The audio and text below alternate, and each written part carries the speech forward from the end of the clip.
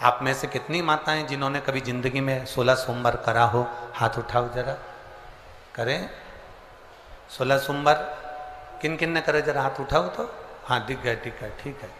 और जितने लोग आस्था चैनल पर सुन रहे हैं, जितने लोग फेसबुक यूट्यूब पर कथा सुन रहे हैं, जितने लोग इस पवित्र भूमि पर छिंदवाड़ा की पावन शिव महापुराण की कथा श्रवण कर रहे हैं, हम आपसे पूछना चाहें, आपने 16 सोमवार का व्रत करा, 16 सोमवार का उद्यापन करा, 16 सोमवार का नियम लिया, 16 सोमवार की पोथी पढ़ी, 16 सोमवार की कथा पढ़ी, 16 सोमवार पे चूरमा बनाया, किसी ने 3-3 बार व्रत करा, किसी ने बेलपत्री का करा, किसी ने चूरमे का करा, किसी ने मिश्री का करा। बोलो सही है? करा लोगों ने। पर जितने लोग आस्था चैनल पर कथा सुन रहे हैं और जितने लोग इस फेसबुक यूट्यूब पर कथा सुन रहे हैं, जितने छिंदवाड़ा की पवित्र भूमि पर कथा सुन रहे हैं, हम इनसे पूछना चाहते हैं,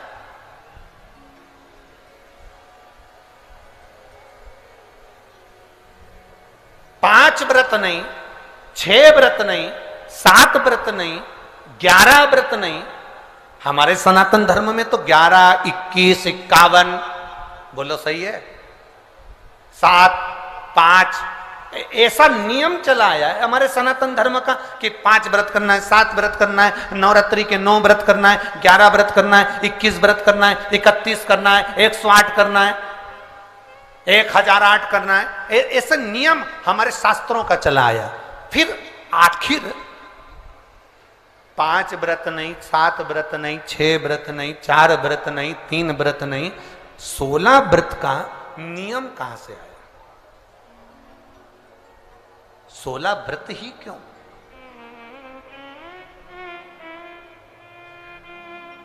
15 नहीं, 14 नहीं, 13 नहीं, 12 नहीं, 11 नहीं, कितने? 16। ये 16 व्रत का नियम कैसे? ये कहां से आ गया 16 व्रत का नियम? कोई आपसे पूछ सकता है, आपके घर के बच्चे कह सकते हैं, मम्मी, ओ माँ क्या कर रही हो? माँ ने कहा, बेटा मैंने 16 सोमवार के व्रत उठाए। 16 सोमवार के व्रत उठाए? हाँ। क्या करती है उसमें? बेटा शाम के समय जब तीसरा पहर होता है, प्रदोष काल होता है, प्रदोष का जो समय होता है, शाम का जो समय होता है, उस शाम के समय पर हम 16 सोमवार का पूजन करते हैं। शिव जी का शिवलिंग का निर्माण करना या शंकर भगवान का शिवलिंग घर में उसकी पूजन अर्चना करना, उसका निर्माण करना और पूजन करके जो भी चीज से हमने सोमवार करे हैं, जो 16 सोमवार के प्रथम सोमवार में चूरमे से करो, चाहे तुम बेलपत्री से करो, चाहे तुम मिश्री से करो, जिससे तुम पहला व्रत करोगे, 16 की 16 व्रत उसी चीज से होंगे, उसी प्रसाद से होंगे। तो बच्चे कहेंगे, माँ ये 16 व्रत का विधान कहां से आया? 16 व्रत का नियम कहां से आया? आपके बच्चे पूछ सकते हैं, आपसे पूछेंगे, आपके बच्चे आपसे पूछेंगे कि ये 16 व्रत का विधान कहां से आया, 16 व्रत का नियम कहां से? तब आपको बताना है।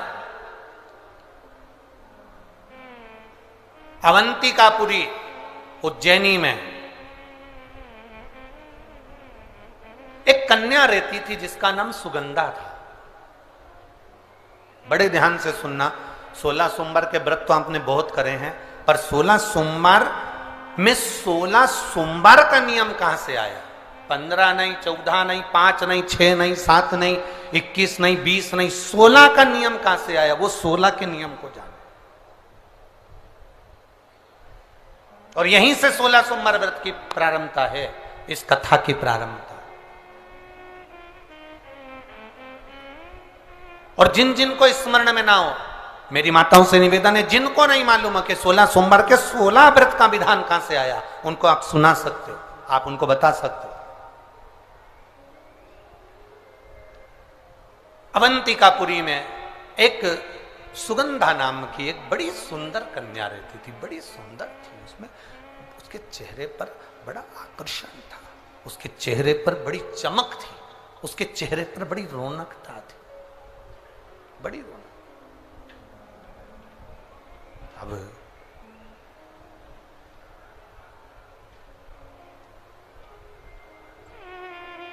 उसकी माता सुगंधा की जो मां थी,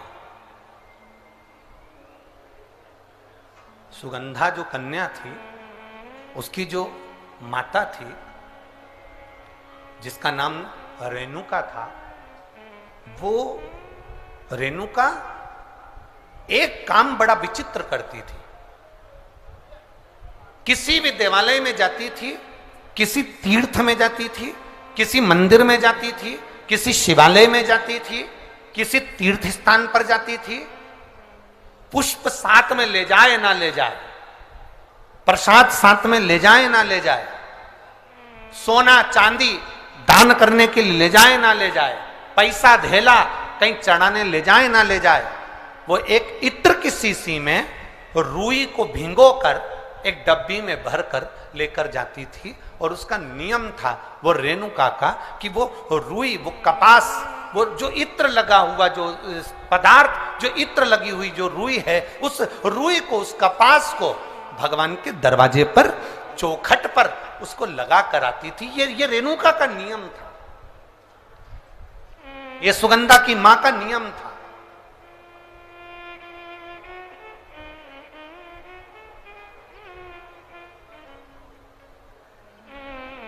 एक नियम हमारी जिंदगी में हम जो लेते हैं, वो नियम हमारे लिए सिद्धता देता है।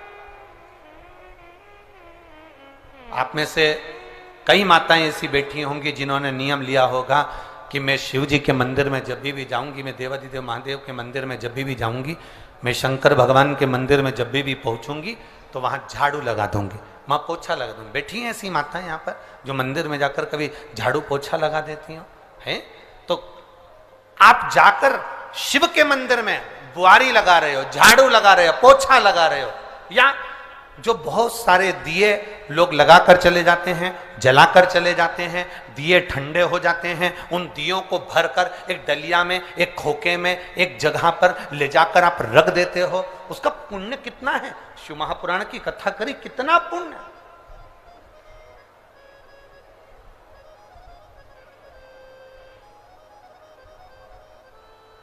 गुरु नानक देव जी ने तो अपने शिष्य वाले से कहा था,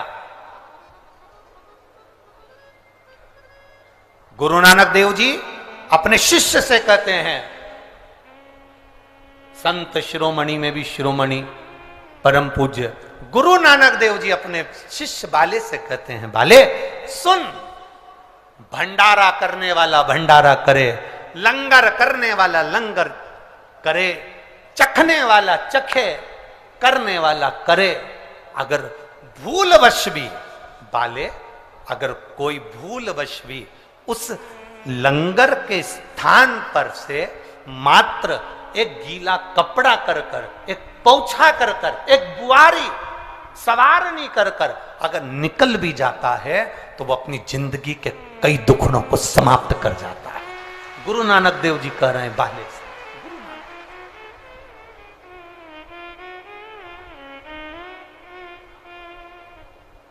अब शिरोमणि संतों में शिरोमणि गुरु नानक देव जी कहते हैं कि कोई लंगर करे, कोई लंगर चखे, मतलब कोई भंडारा करे और कोई भंडारा खाए, कोई लंगर करे, कोई लंगर चखे। अगर वो चखने वाला भी उठकर चले गया और वहां पर से आप अगर निकल कर जा रहे हो और आपने अगर मात्र वहां सवारनी से आपने मात्र झाड़ू भी लगा दी, पोछा भी लगा दिया, उसको कहीं ना कहीं किसी ना किसी रूप में आपने सेवा कर दी, तो उस सेवा का फल क्या है? तो गुरु नानक देव जी कहते हैं उसका फल यह है कि आपकी जिंदगी में जितने जितने दुख, जितनी जितनी तकलीफें आपकी जिंदगी में, जितना जितना कष्ट आपके जीवन में, जितना जितना रोग, जितनी जितनी तकलीफें आपके जीवन में आ रही होती हैं, वो सारी की सारी तकलीफें अपने आप समाप्त होती चली जाती हैं, अपने आप समाप्त हो।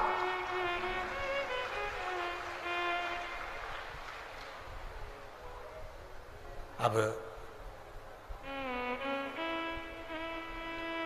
रेणुका नियम था, एक इत्र की शीशी में से इत्र निकाल लेती थी, उस इत्र को रेणुका वो भगवान की जो चौखट थी, भगवान का जो द्वार था, भगवान की जो दरवाजा था, भगवान का जो द्वार था, भगवान की जो चौखट थी, उस चौखट पर उसको लगा देते। रेणुका, उसका फल क्या मिला?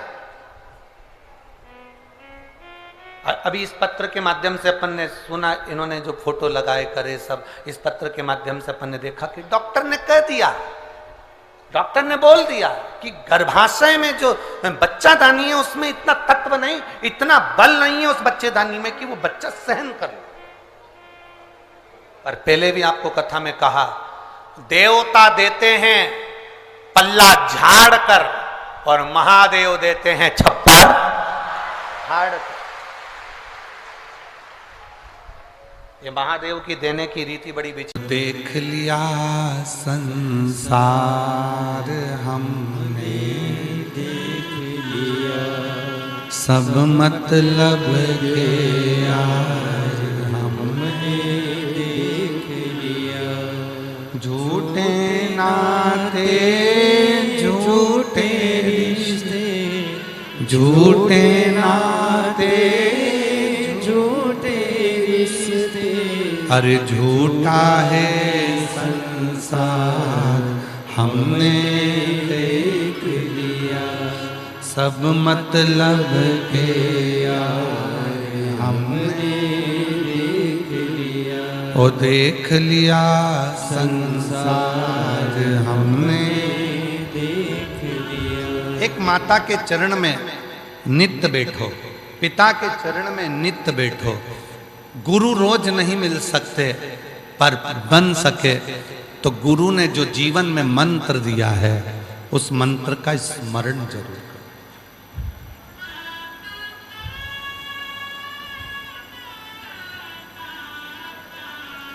कई लोग कहते हैं क्यों गुरुजी, हमारे यहाँ जितने भी गुरु आते हैं वो मंत्र देते हैं, आप गुरु दीक्षा नहीं देते क्या? देते हैं, पर साल में केवल एक दिन गुरु दीक्षा का केवल एक दिन रखते हैं, और वो रहता है गुरु पूर्णिमा का दिन, जिस दिन सीहोर में रहकर 5-7 दिन तक शिव पुराण की कथा होती है, भक्त कथा सुनते हैं, और आखिरी दिन गुरु पूर्णिमा पड़ती है। फिर गुरु पूर्णिमा का गुरु मंत्र लेकर लोग अपने अपने घर को चले जाते हैं, केवल एक।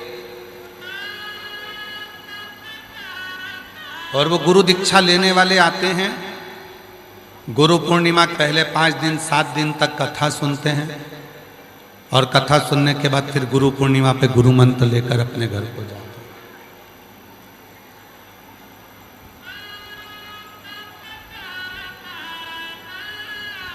गुरुजी, हमारे यहाँ तो लोग आते हैं तो कथा करने के लिए तो गुरु मंत्र देकर जाते हैं। अगर आपको कथा में से कोई मंत्र चाहिए तो एक मंत्र अपनी जिंदगी में उतार लीजिए, श्री शिवाय नमस्ते। आप कहीं जाकर गुरु मंत्र नहीं ले सकते, आप कहीं जाकर गुरु नहीं बना सकते, आप किसी को गुरु नहीं बना सकते, तो एक काम करो, श्री शिवाय नमस्तुभ्यम को शिव जी के सामने बैठकर बोलो, और 5 बार बोलकर शंकर को अपना गुरु बना लो और शिव को अपना आराध्य। शिव को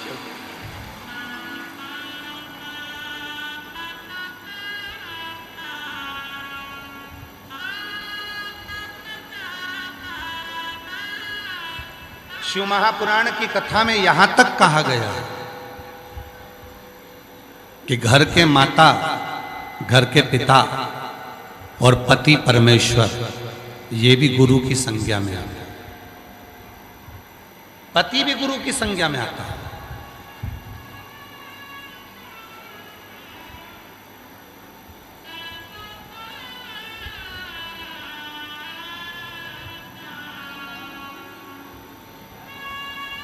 आजकल तो एक नया पैटर्न चालू हो गया कि जितने चेले बनाना है बना लो, बस चेले बनाने का एक फैशन चालू हो गया। मेरे 1 लाख चेले हैं, मेरे 50,000 चेले हैं, मेरे 25,000 चेले हैं, मेरे इतने सारे शिष्य हैं, मेरे इतने सारे शिष्य हैं।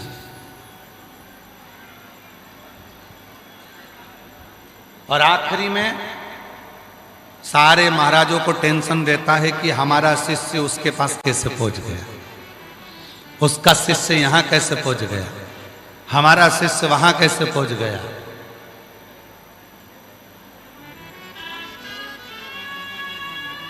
शिव गुरु हो,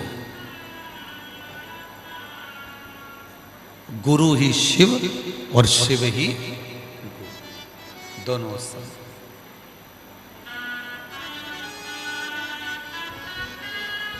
गुरु को शिव मानो और शिव को गुरु मानो। गुरु ही शिव है और शिव ही गुरु। अब हमको भटकना नहीं है। कई लोग कहते हैं हमारे पास आओ गुरु दीक्षा लो, कई लोग कहते हैं गुरु जी हम सीओर आए गुरु पूर्णिमा पे गुरु मंत्र लेने के लिए। तो गुरु मंत्र लेने के लिए क्या क्या सामान चाहिए रहता है? शिव महापुराण की कथा कहती है शिव का मंत्र लेने के लिए आपको सामान की जरूरत नहीं पड़ती। शिव का मंत्र लेने के लिए तो केवल आपके दिल की जरूरत पड़ती है, जो तुम्हें महादेव को देना, जो तुम्हें महादेव को देना है, जो तुम्हें देवाधिदेव महादेव को देना है, जो तुम्हें भगवान शंकर को देना है, जो तुम्हें शिव को समर्पित करना है।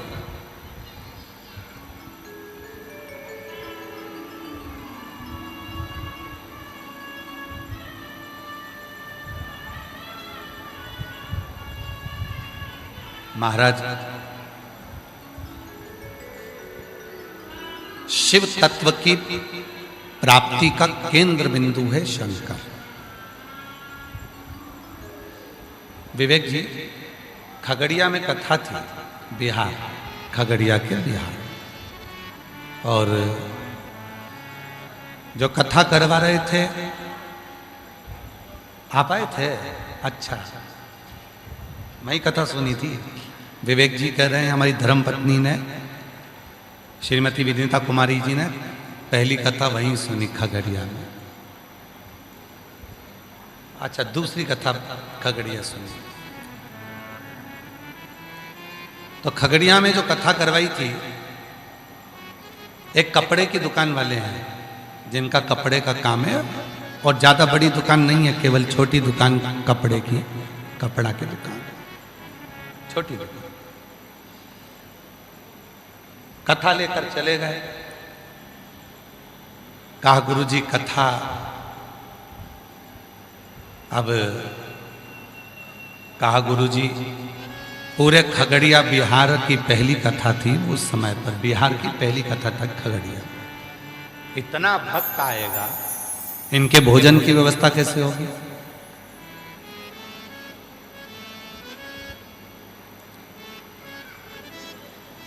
इतने सारे लोगों को बिठाने की व्यवस्था, पंडाल की व्यवस्था कैसे होगी? हमने उनसे कहा आप चिंता ना करें, कथा करवाएं, अटैची भरकर माल लेने के आने की जवाबदारी उस काल अधिपति महाकाल की है, वो देव अधिदेव महाकाल। और आज भी हम इस पवित्र व्यासपीठ पर पूर्ण भरोसा कर विश्वास के साथ कह सकते हैं कि भारत की भूमि पर जितनी जगह पर भी कथा करी है 30 सालों में, 35 सालों में, जहां जहां कथा चलती है वहां जो भंडारा होता है, विवेक जी, वहां जो भंडारा होता है, पूरी 7 दिन तक लोगों को खूब खिला लो, उसके बाद भी वो भंडारा वैसा की वैसा ही भरा की भरा रहता है, वो खाली नहीं हो सकता।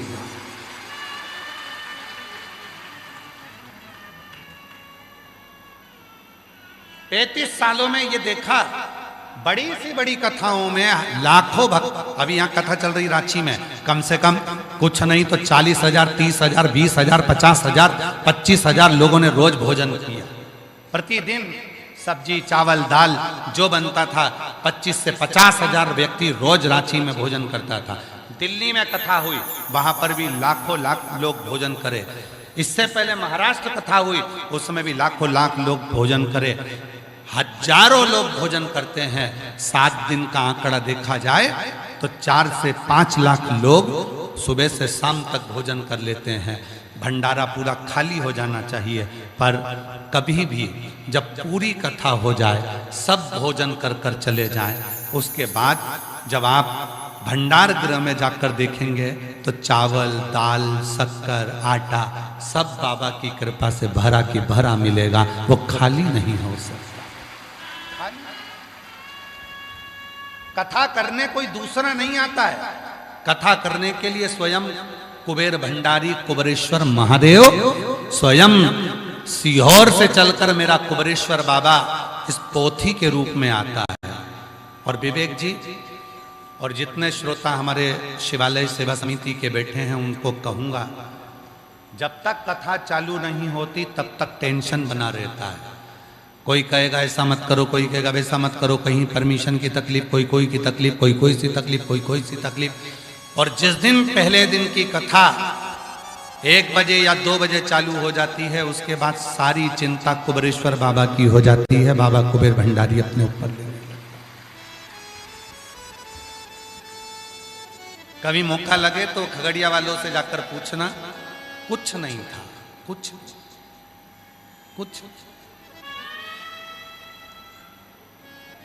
कैसे कथा होगी। फोन पे बात हुई थी, अच्छा। तो कभी पूछें खगड़िया वालों से कि कथा कैसे हुई, तो वो कह देंगे हम तो छोटे से कपड़े के व्यापारी हैं खगड़िया के, 15 फीट की दुकान है, बस कथा लेकर आ गए थे और कराने वाला स्वयं देव अधिदेव महादेव था। देवघर वाला मेरा बाबा वैद्यनाथ आकर खड़ा हो जाता है, कुबेरेश्वर बाबा आकर खड़े हो जाते हैं और कथा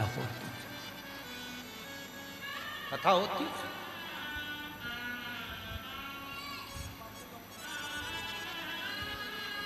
लोग बहुत बदनाम करने के लिए लगे रहते हैं, सीहोर वाला बाबा खूब सारा पैसा लेता है। आज तक कोई कथा करवाने वाला कह दे कि सीहोर वाला बाबा के खाते में या सीहोर वाले बाबा के हाथ में इतना रुपया दिया या सीहोर वाले बाबा को इतना दिया। सीहोर वाला बाबा अपनी पोथी लेकर आता है और अपनी गाड़ी में, जो कुबेर भंडारी की गाड़ी है उसमें बैठकर आता है, खुद का डीजल डलवाकर खुद कथा बाजकर यहाँ से चला जाता है। ये जो आप लोग अगर कुछ देते भी हो तो कुबेरेश्वर बाबा के निर्माण के लिए, और वहाँ जो भंडारा होता है, हॉस्पिटल चलता है, उसके लिए कुछ अगर आप झोली में या रसीद में दे देते हो तो वहाँ चल। बाकी हम तो बाबा के भरोसे चलते हैं, हम तो बाबा के भरोसे चल। उसके आश्रित होइए, उसके आश्रित होइए। खगड़िया वालों से पूछना, सिंहेश्वर वालों से पूछना, बिहार में सिंहेश्वर में कथा थी, उनको मालूम नहीं था कि इतनी पब्लिक आएगी। यहाँ बैठे हैं सिंहेश्वर वाले, कहाँ बैठे हैं? हाँ, ये सिंहेश्वर वाले। इनको मालूम नहीं था कि इतनी पब्लिक आ जाएगी। इन्हें तो सोचा था कि बिहार में कथा, बाबा जी पहली बार आ रहे हैं, इतनी पब्लिक। सिंहेश्वर में कथा, और पहले दिन ही पूरा सिंहेश्वर जाम, अपार भीड़। घबराने लगे, भोजन भंडारा कैसे होगा, कैसे व्यवस्था होगी। मंदिर सिंहेश्वर का कभी ये वाला दरवाजा बंद कर देते, कभी वो वाला दरवाजा बंद कर देते। क्यों? क्योंकि भीड़ इतनी बढ़ गई थी कि मंदिर में भी कोई प्रवेश नहीं कर पा रहा था। रांची में तो फिर भी आप लोग जाम में से 2 घंटा 3 घंटा में निकल जाते थे। सिंहेश्वर में जाम में से निकलने में कम से कम 9 घंटे लगते थे, और 9 घंटे में लोग बाहर निकलते थे जाम में। पूरा सिंहेश्वर का लोग कार्यकर्ता घबराए, कैसे होगा कैसे होगा। हमने कथा तुम नहीं करा रहे हो, सिंहेश्वर महादेव करा रहे हैं। जब उनने अपने घर में कथा कराई है तो व्यवस्था वो करेंगे। रांची में कथा समिति का नाम है शिवाला सेवा समिति। कथा तुम नहीं करा रहे हो, कथा शिवाला स्वयं भगवान शंकर, स्वयं पहाड़ी महादेव करा रहे हैं, स्वयं सुरेश्वर महादेव करा रहे हैं, तुम नहीं करा रहे। ये कथा तुम्हारी नहीं है, ये कथा मेरे पहाड़ी महादेव की है, ये कथा मेरे शंकर की है, ये कथा मेरे शिव की है।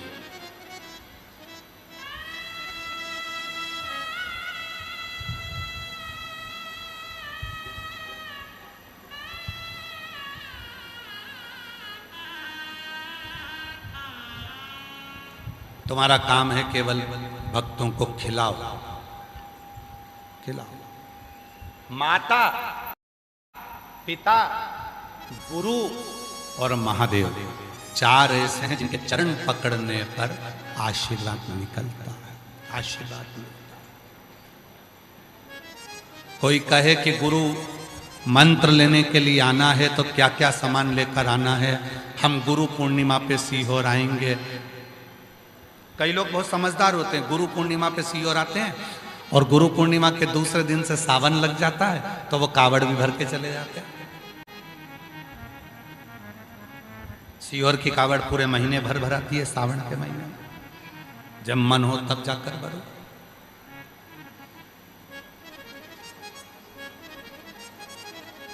क्या लगेगा गुरु मंत्र में? आप सबसे निवेदन है, कुछ नहीं लगेगा, तुम्हारा दिल लगेगा गुरु मंत्र में। दिल लगाओ, शिव को, शंकर पर।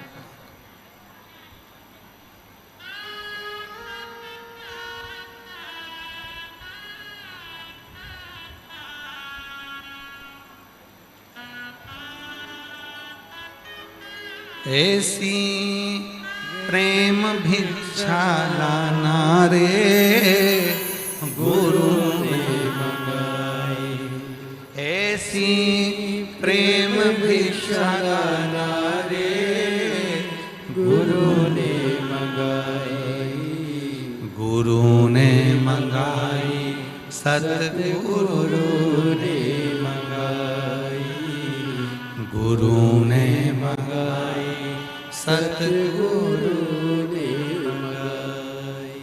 पहली भिक्षा जो जल की लाना, बाप बही भिक्षा जो जल की लाना, बावली के पास न जाना, कुआ बावली के पास न जाना। ऐसी गगरी भर के लाना रे गुरु ने मंगाई। क्या मंगा रहा है गुरु? जो कहे कि गुरु दीक्षा में ये सामान लगेगा, लिस्ट दे दी जाती है गुरु दीक्षा की, ये लाना, ये लाना, ये लाना। क्या मंगा रहा है गुरु? ऐसी प्रेम भिक्षा रे गुरु ने मंगाई। पहली भिक्षा जो जल की लाना, कुआं बावली के पास गुरु कह रहा है जल लेकर आना, पर कुएं बावड़ी के पास मत जाना। ना कुएं के पास जाना, ना बावड़ी के पास जाना, जल लेकर आना। फिर वो जल कौन सा है? तो कहा भक्ति का, श्रद्धा का, विश्वास का जल लेकर। ऐसी गगरी भर के लाना रे गुरु ने मंगाई। ऐसी गगरी भर के लाना रे गुरु ने मंगाई। गुरु ने मंगाई, सतगुरु ने मंगाई, गुरु ने मंगाई, सतगुरु ने मंगाई। गुरु को कुछ नहीं चाहिए। आज के जमाने में लोग सनातन को जो बदनाम करने वाले होते हैं, सनातन को जो धकेलने वाले होते हैं, जो बदनाम करने वाले होते हैं, वो आए दिन सनातन को बदनाम करने के लिए कि सनातन में तो ये चाहिए, वो चाहिए, वो चाहिए। शिव महापुराण की कथा कहती है, अपने घर की रूखी रोटी खा लेना, अपने घर की रूखी रोटी खा लेना, चटनी रोटी खा लेना, कांदा रोटी खा लेना, पर दूसरे धर्म में कभी प्रवेश मत करना। अपने धर्म के अंतर्गत अपने धर्म की रूखी रोटी खाओ। हमारा सनातन धर्म, हमारा हिंदू धर्म, हम भगवान शिव को मानते हैं। मैं धन्यवाद करता हूं पूरी रांची को, रांची झारखंड के रहवासियों को, झारखंड रांची, ये झारखंड के जो आदिवासी वनवासी हैं उनके चरणों को नमन करता हूं कि आप स्वयं भगवान शंकर के वंशज हो, आप स्वयं शिव को मानने वाले, आपके घर में शिव की पूजन होती है, आप शंकर के उपासक हो, आप शंकर के आराधना करने वाले हो, आप बूढ़ा देव की आराधना करने वाले हो, आप पहाड़ी देव की पूजन करने वाले हो, आप भगवान शंकर की आराधना साधना करने वाले हो। मैं आपको नमन करता हूं जो आप अपना शिव की आराधना को छोड़कर, भगवान शंकर की साधना को छोड़कर किसी लालच में ना आकर किसी दूसरे धर्म में प्रवेश नहीं करते। यह आपके भीतर का विश्वास है कि हम आदिवासी, हम वनवासी, हम वन में रहने वाले, हम बूढ़ा देव की पूजन करने वाले, हम महादेव की पूजन करने वाले, हम अपने वन की पूजन करने वाले, हम अपने वृक्षों की पूजन करने वाले, हम अपनी नदियों की पूजन करने वाले, हम अपने सरोवर की पूजन करने वाले, हम कोई साधारण नहीं है, हम भगवान शिव को मानते हैं और शिव के वंशज हैं। आएंगे लोग भड़काने वाले, क्यों पूजन करते हो, क्या करोगे पूजन करके, क्या करोगे पूजन करके, कहना बस मन करता है, हमारा कवच, कवच,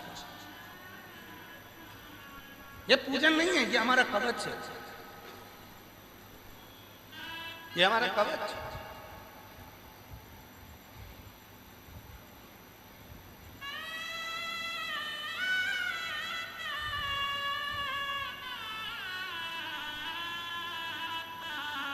कल एक मीडिया की बेटी मीडिया की तरफ से हम जहाँ ठहरे हैं वहाँ पहुँची तो हमने उनसे कहा हमारा एड्रेस तो हम किसी को देते ही नहीं है, तो तुम कैसे पहुँच गए। कहा बाबा बस थोड़ा समिति वालों से बात कर कर के दर्शन हो जाएंगे। हमने कहा दर्शन करने आए हो कि कुछ पूछने आए। कहा बाबा इतना सब पूछने आई हूं कि अगली बार कब आओगे, अगली बार कब आओगे, ये पूछने। हमने पूछा क्यों। कहा रांची में ऐसा नजारा कभी नहीं देखा, बच्चों के मुख पर भी भगवान शिव का नाम था। 80-80 साल की बुजुर्ग माताएं कथा सुनने के लिए आ रही थी, ऐसा नजारा रांची में कभी नहीं देखा। इसलिए पूछ रही हूं कि फिर कब आओ।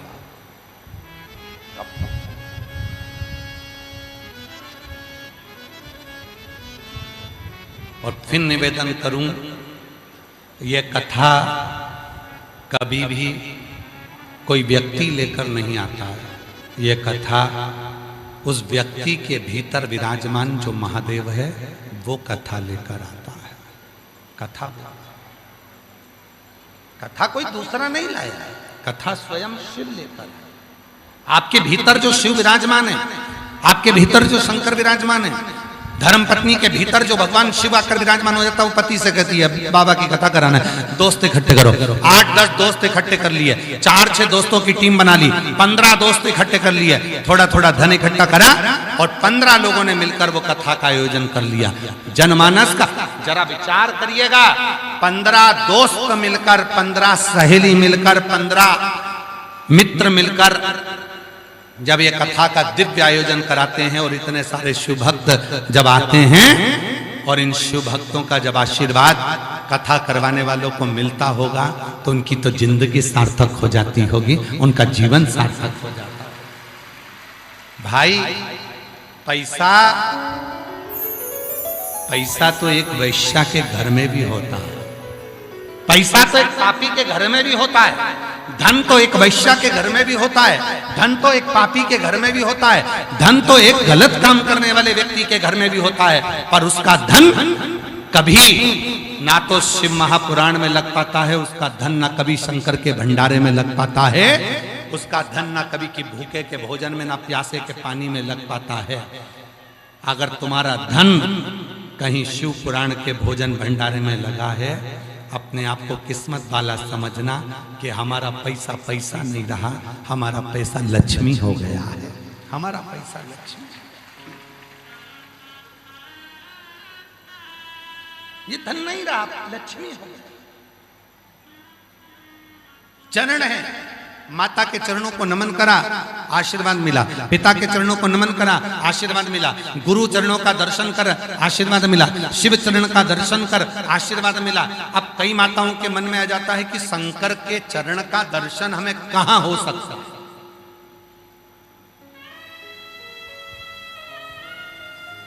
शिव के चरण का दर्शन हमें कहां हो सकता है? भगवान शंकर के चरण का दर्शन हमें कहां हो सकता है? कितने लोगों को भगवान शिव जी के चरण का दर्शन करना है? हाथ उठाओ जरा। सबको करना है शिव जी के चरण का दर्शन? बस तो फिर यहां से जाते जाते कर लेना। कहां होगा?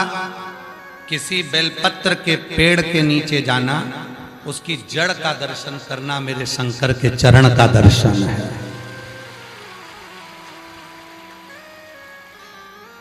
किसको माता पार्वती का दर्शन करना है? बेलपत्र के वृक्ष के मध्य भाग का दर्शन करिए, डाली का, मेरी मां जगत जननी का दर्शन है। किसको भगवान गणेश का दर्शन करना है?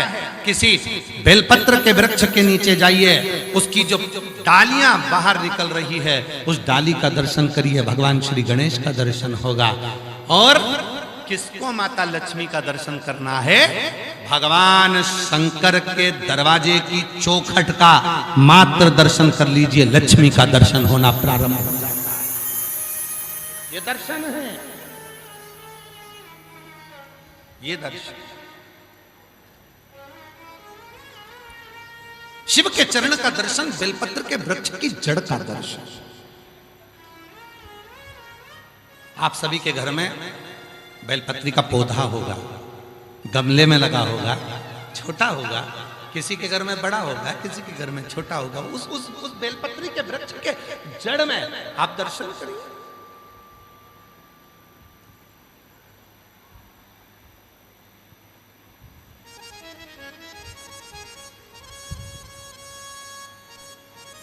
और जहां बेलपत्री का पेड़ होता है, वृक्ष होता है, उसकी जड़ में जब शिव चर्चा हो, भगवान शंकर का स्मरण हो, भागवत हो, रामायण हो, गीता हो, स्मरण हो, वो सुख देता है, आनंद।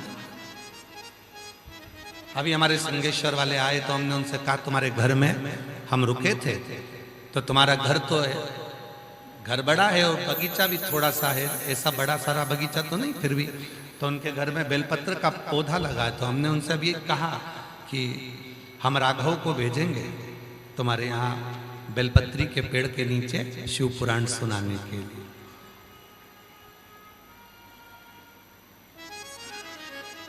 शिव पुराण का श्रवण करना।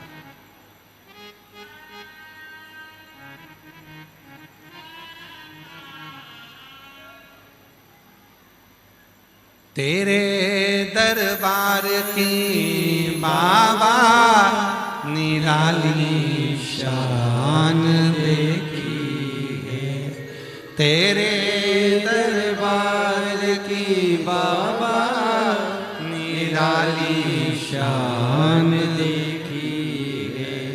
तुझे देते नहीं देखा पर चोरी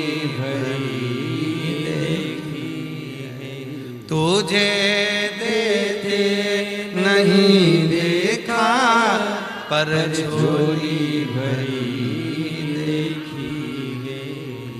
मुख दुनिया मोड़े बाबा तू मुखेड़ा ना मोड़े, मुख दुनिया मोड़े बाबा तू मुखेड़ा ना मोड़े।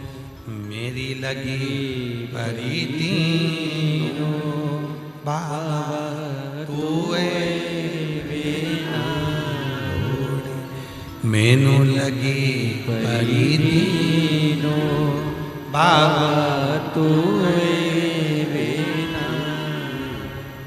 शिव के प्रति समर्पण का भाव, शंकर के प्रति तुम्हारे भाव को निर्मल,